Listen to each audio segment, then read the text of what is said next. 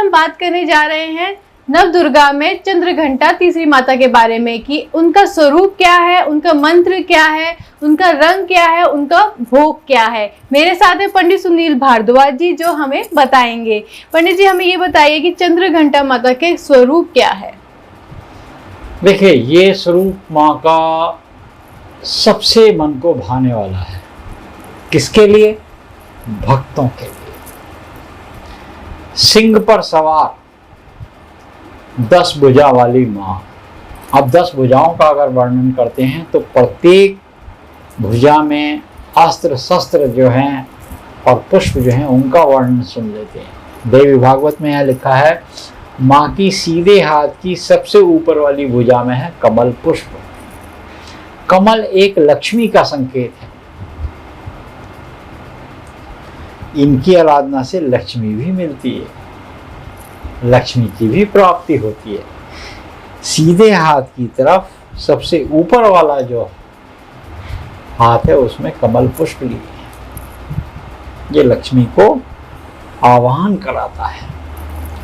उसके नीचे तीर है माँ के हाथ में। तीर का संकेत समझ लीजिए, ये उन दुष्टों के लिए है जो माँ के चिंतन में डूबते नहीं बल्कि माँ के भक्तों को दुखी करते हैं। और उसके नीचे वाले हाथ में, तीसरे हाथ में है धनुष। इस धनुष के अंदर सभी धनुष छुपे हैं। जिस प्रकार से कि देवताओं के पास जो धनुष की शक्तियां हैं वो इसी धनुष से निकली हैं।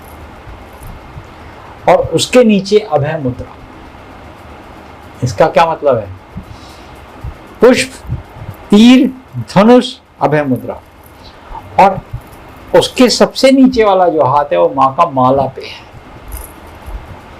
अगर आप निरंतर माँ की भक्ति में डूबे रहेंगे तो वो स्वयं आपको अपने हृदय क्षेत्र में बिठा लेगी, गले में उतार लेगी। उल्टे हाथ का वर्णन करते हैं।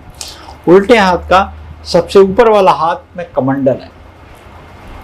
यह इस बात का संकेत है कि आपके पास जो अमृत की, माँ के पास जो बूंदे हैं, इस कमंडल में ही वो अमृत कलश की बूंदे हैं। वो आपके लिए है, बशर्ते आपको आना होगा। कमंडल। उसके नीचे वाले हाथ की बात करते हैं तो उसमें तलवार है माँ के पास। तलवार दुष्टों का संहार करने के लिए है, पापियों का या अत्याचारियों का संहार करने के लिए माँ ने ये तलवार ली हुई है। उसके नीचे वाले हाथ की बात करते हैं तो उसके नीचे वाले हाथ में एक में धनुष है और एक में है गदा। धनुष, गदा। अब ये दोनों इस बात का है शक्ति और बल। अमोघ शस्त्र है, पाशुपात समझ लीजिए। इसको कोई भेद नहीं सकता। ये शिव का त्रिशूल है। और जब शिव का त्रिशूल चलता है तो फिर और साथ में गदा है। गदा या बाबा की गदा समझे, ये बहुत बलशाली है। ये सभी देवताओं के पास जो अस्त्र शस्त्र है ना, वो चंद्रघंटा से मिले हर रूप में। यहाँ माँ के पास सभी शस्त्र हैं। इसका वर्णन देवी भागवत में विस्तार रूप से मिलता है। इसके बाद वर मुद्रा में एक हाथ है माँ। तो ये 10 भुजा वाली माँ है, सिंह पर सवार, जिनको देखने से, क्योंकि नाम इनका है चंद्रघंटा, इनके घंटे की ध्वनि से जो दुष्ट हैं, जो पापी हैं, जो अत्याचारी हैं, जो आसुरी शक्तियों में लिप्त हैं, आसुरी विचारों में डूबे रहते हैं, उनका संहार होता है। जो लोग माँ को निरंतर भजते रहते हैं, हर श्वास में उनकी शक्ति की उपासना होती रहती है, हर श्वास में उनका कल्याण होता है। कल्याणम अस्तु। ये है इनके स्वरूप का संपूर्ण वर्णन तो देवी भागवत में लिखा, हमने संक्षिप्त में बताने का प्रयास किया। जी, इनकी चंद्रघंटा माता की कथा क्या है? जब पापियों का अत्याचार बहुत ज्यादा बढ़ जाता है, ऋषि मुनि योगी वेद पूजा पाठ शास्त्र ये सब जब एक तरह से संपूर्ण जो वातावरण है उसके अंदर से इसमें से शक्ति निकाल ली गई हो, यानी योगी लोग, ब्राह्मण लोग या जो देवी के उपासक लोग अपने पूजा पाठ नित्य कर्म में डूबे हुए हों, उससे बल मिलता है इंद्र को। आप हवन करेंगे, होम करेंगे, पूजा करेंगे, पाठ करेंगे, कुछ प्रतिशत इंद्र को मिलता है। तभी हम जमीन में जो भूमि है, भूमि पर गंगा जल की बूंदें छिड़कते हैं पात्र में से और उसका स्पर्श लगा के शकराय नमः, क्योंकि इसका फल इंद्र ना चुरा के ले जाए। इंद्र को यूं तो मिलता है, ऐसे भामरी को भी मिलता है। इंद्र को पूरा फल ना मिल चला जाए तो शकराय नमः कर लेते हैं। ठीक जब हम इन मां की उपासना करते हैं, क्योंकि इनकी पूजा हम कर रहे हैं, इनकी पूजा करते करते हमें निरंतर हम चिंतन कर रहे हैं माता का, निरंतर माता का चिंतन करते करते करते हमें मान लीजिए जैसे हमने कहा इंद्र ले गया फल चुरा, इसी प्रकार इनकी उपासना करने से जब इनकी उपासक को कोई ना कोई विघ्न बाधा उत्पन्न होती है तो समझ ले वो आसुरी शक्ति के कारण हुई। और आसुरी शक्ति ने क्यों वो उपद्रव किया? क्योंकि इंद्र को बल ना मिले, देवताओं को बल ना मिले, इसलिए किया। क्योंकि जब इंद्री चुरा लेता है तो राक्षस पे आसुरी शक्ति तो चुरा ही लेंगे उसमें से। तो देवी ने जब देख लिया कि सारे में त्राहिमाम हो गया, ना पूजा ना पाठ है, ना यज्ञ ना नियम, ना सब अत्याचार है, तो माँ का अपने ये अस्त्र शस्त्र जो भुजाएं हमने बताई ये स्वरूप ले लिया और इसके घंटे की ध्वनि से दुष्ट आतताई अत्याचारी पापी और आसुरी शक्तियों का संहार कर दिया। ये माँ का वो स्वरूप है, माँ चंद्रघंटा। अच्छा, और जैसे कि अभी आपने बताया माँ चंद्रघंटा की कथा के बारे में, तो इसमें इनका रंग और भोग क्या इनको लगाना चाहिए? कि हरे रंग के आसन पे बैठे हैं, हरा रंग या आपको भूरा रंग भी मिल जाए, ब्राउन कलर की मिल जाए, उस पर भी बैठ सकते हैं, नहीं है तो लाल रंग के आसन पे बैठ सकते हैं। पंचमेवा की खीर बनाओ, दूध इनको माँ को बहुत प्रिय है, गाय के बना दूध हो, पंचमेवा की खीर बना के माँ को भोग लगाओ, माँ को बड़ी प्रसन्नता मिलती है आज के दिन। अच्छा, ओके। तो इनके जैसे कि कौन से मंत्र का उच्चारण किया जाए जिससे सिद्धि प्राप्त हो, एनर्जीज हमें मिले, या हमें जो हमारे कष्ट हमें अगर आ रहे हैं तो हमारे जो हर्डल्स है वो खत्म हो सकते? इनकी शक्तियां अपरंपार, जैसे 10 भुजाएं हैं ना इनकी, जयंती, मंगला, काली, भद्र, काली, कपालिनी, दुर्गा, क्षमा, शिवा, दात्री, स्वाहा, स्वदा, नमस्तुते। इनकी उपासना से हमारे जो शरीर है इसका मणिपूरक, इसमें केंद्र ध्यान लगा के रखते हैं योगी लोग, ध्यान अपना मणिपूरक में रखते हैं। ऐसा मनुष्य जो इनका उपासक हो, देवी भागवत में लिखा है यहाँ पर प्रकाश युक्त परमाणु उसके अंदर विद्यमान होते हैं, जो साधारण मानव साधारण चक्षु से नहीं दिखाई दे सकते। एक मनुष्य के अंदर 3 या 4 कला होती है, जैसे चंद्रमा में 16 कला होती हैं और भगवान कृष्ण में 16 कला थी, जबकि प्रभु राम 12 कलाओं से आए थे।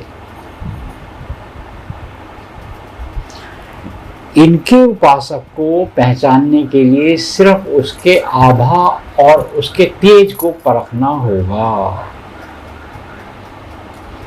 क्योंकि उसके पास, उस व्यक्ति के पास जो माँ चंद्रघंटा का उपासक होगा, जिसके घर में चंद्रघंटा की मूर्ति या तस्वीर होगी, उसको पहचानना सबसे सरल है। वो व्यक्ति इन गुप्त जो दृश्यमान हैं, उन सभी अस्त्र शस्त्रों को गुप्त रूप से अपने अंदर विद्यमान लिए हुए होगा। हमने नाम लिए ना 10 महाविद्याओं के, ओम एम ह्रीं क्लीं श्रीं चामुंडाय विच। ये दुर्गा नहीं है, ये है भुवनेश्वरी, उनका स्वरूप है। ये भुवनेश्वरी का स्वरूप है। भुवनेश्वरी कौन है, अब हम ये भी समझ लेते हैं। जब मणिपुर केंद्र में जब हम आ जाते हैं, तो नाभि क्षेत्र के आसपास, नाभि हमारी, इसमें से ही कमल पुष्प निकला, ब्रह्मा जी आए, सृष्टि, ब्रह्मा विष्णु महेश आए ना, तो माँ के नाभि क्षेत्र से आए, सब नाभि क्षेत्र से निकले। तो देवी भागवत में लिखा है कि जो माँ का ये वाला स्वरूप है कि जिसमें चंद्रघंटा की उपासना करता है व्यक्ति, तो उस व्यक्ति के शरीर में से आभा, उसका ऑरा, उसका मणिपूरक, उसके शरीर में एक ऊर्जा की अनुभूति होती है। और जो व्यक्ति इनसे कुछ पाना चाहता है तो वो क्या करे? सीधी अवस्था में, जैसे हम बताते हैं, सांभवी मुद्रा में बैठ जाए और माँ का दिन और रात रुद्राक्ष की माला ले ले। जो उसको मंत्र आता है, उस मंत्र की, अगर उसको लक्ष्मी चाहिए, महालक्ष्मी नमोस्तभ्यम नमोस्तभ्यम सुरेश्वरी हरिप्रियम नमोस्तभ्यम नमोस्तभ्यम दयानिधे, उसको गुप्त शत्रु है बगलामुखी, उसको किसी मार्ग में, संकट में, किसी समय रोग में, तो देवी का जो उसको मंत्र आता है, उस मंत्र का वो उच्चारण करे। दुर्गा दुर्गति नाशनम, ओम दुर्गाय नमः। कुछ नहीं मंत्र आता तो ओम दुर्गाय नमः। इस तरीके से अगर इनकी आराधना चिंतन करता है व्यक्ति, तो उसकी समस्त जो लौकिक माधुर्य, जिसमें शक्तियां हैं, वो उपार्जन होने लगती हैं, और व्यक्ति एक तो निरोगी होता है और उसकी दीर्घायु होती है, और कष्ट बाधाओं से वो बचता है। जी पंडित जी, आपने हमारे व्यूवर्स को कथा, स्वरूप, भोग क्या लगाना है, रंग सब बताया। साथ ही आप बता दीजिए महा उपाय क्या है जो हमारे व्यूवर्स करें और उनकी मनोकामना पूर्ण हो सके। देखिए, आज के दिन मेवा युक्त कोई भी खीर बनाइए, माँ चंद्रघंटा को दीजिए, और कन्या को अवश्य दीजिए। प्रतिदिन आप नारियल चुन्नी तो दीजिए ही दीजिए।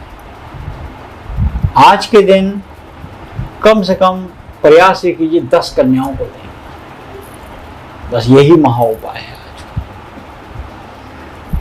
आपके पास पुष्प भी हैं, वो अस्त्र भी हैं, वो शस्त्र भी हैं, जिससे आपके समस्त शरीर की रक्षा होगी। जो आपके पास है वो सुरक्षित होगा, जो आपके लिए पर्याप्त है, जो आपके मन में है, अगर वो आपके लिए कल्याणकारी है तो मिलेगा।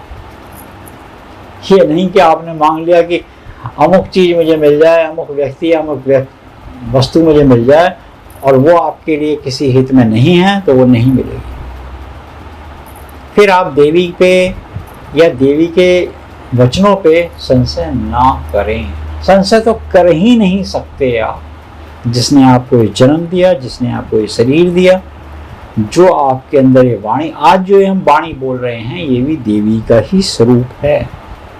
ये भी जवां पे बैठकर, मस्तिष्क में बैठकर, ये देवी भागवत रखी जरूर है हमारे सामने, मगर स्वर तो देवी के ही हैं। ब्राह्मण के मुखमंडल से अगर जो वचन निकल रहे हैं वो ब्राह्मण के स्वयं के नहीं हैं। ब्राह्मण एक माध्यम है जो देवी के वचनों को एक तरीके से अपने भक्तों तक पहुंचा रहे हैं और उनके अंदर वो प्रेरणा कर रहे हैं कि वो देवी के उपासक बने और अपने जीवन को कल्याणकारी बनाएं। आप लोगों ने जाना महा उपाय भी। तो आप लोगों को ये वीडियो कैसा लगा कमेंट बॉक्स में कमेंट कीजिएगा, लाइक शेयर सब्सक्राइब करना मत भूलिएगा। हर हर महादेव, जय माता की।